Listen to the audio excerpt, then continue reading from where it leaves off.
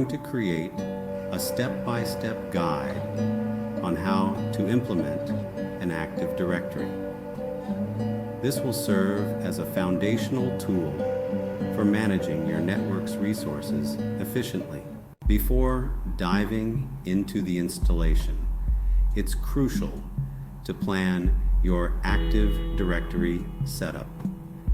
This involves deciding on a domain structure, designing an organizational unit, and planning for scalability and security. Now, let's move on to the actual installation of Active Directory. This process includes setting up a domain controller and configuring your server to manage user access and security policies effectively. Now let's delve into configuring Active Directory.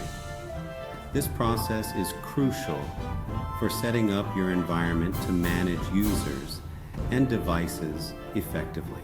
Once your Active Directory is configured, managing it is the next step. This involves regular updates, monitoring security settings, and ensuring that all user and device policies are correctly implemented.